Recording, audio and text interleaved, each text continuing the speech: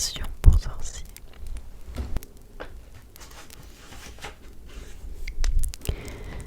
En 2001, la première édition de mon livre Les animaux fantastiques, vie et habitat fut réimprimée à destination des lecteurs moldus. Le ministère de la Magie a consenti à cette publication sans précédent afin d'en reverser les bénéfices à Comic Relief, une organisation caritative moldue très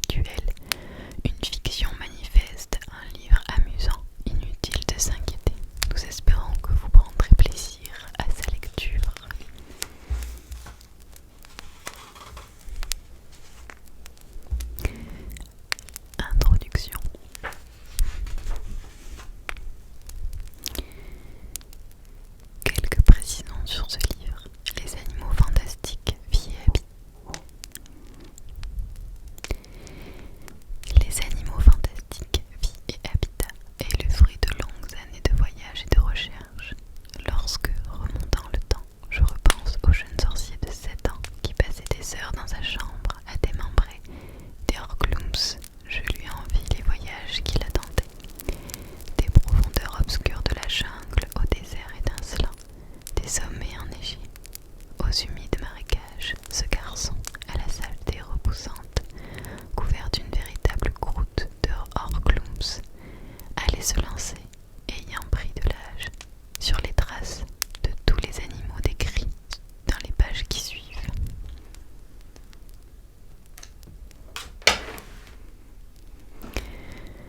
J'ai exploré des tanières, des terriers et des nids sur les 5 continents. J'ai observé les mœurs étranges de créatures fantastiques dans des centaines de pays. J'ai été le témoin de leur pouvoir. J'ai gagné leur confiance et, à l'occasion, je les ai repoussés, armés de la bouilloire qui m'accompagnait dans mes expéditions.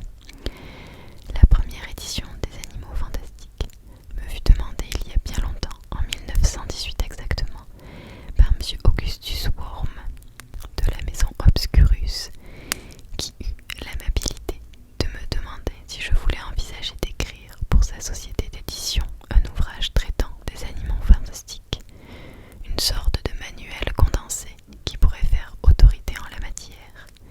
J'étais alors que modeste employé du ministère de la Magie, et je sautais aussitôt sur l'occasion, à la fois pour arrondir mon maigre salaire de 2 mornilles par semaine et passer mes vacances à parcourir le globe à la recherche de nouvelles espèces magiques.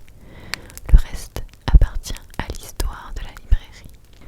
Cette introduction a pour but de répondre à quelques-unes des questions qu'on me pose le plus fréquemment dans le courrier qui m'arrive chaque semaine par sac postal depuis que ce livre fut publié pour la première fois en 1927. La première de ces questions est la plus fondamentale de toutes. Qu'est-ce qu'un animal fantastique? Alors, qu'est-ce qu'un animal fantastique? La définition de l'animal fantastique a fait l'objet de controverses des siècles durant, au risque de surprendre certains élèves qui abordent pour la première fois l'étude de la magie-zoologie. La question apparaîtra peut-être plus clairement si l'on considère d'emblée 3 types de créatures magiques. Les loups-garous passent la plus grande partie de leur temps sous une forme humaine, qu'ils soient moldus ou sorciers. Une fois par mois cependant, ils se transforment en une bête sauvage à 4 pattes, animée d'intentions meurtrières et privée de toute conscience humaine. Les mœurs des centaures sont très éloignées de celles des humains. Ils vivent en pleine nature, refusent de s'habiller, évitent les contacts avec les sorciers et les moldus, tout en ayant une intelligence égale à la leur. Les trolls ont une apparence humanoïde, marchent en position verticale, peuvent apprendre quelques mots de vocabulaire, bien qu'ils soient moins intelligents que la plus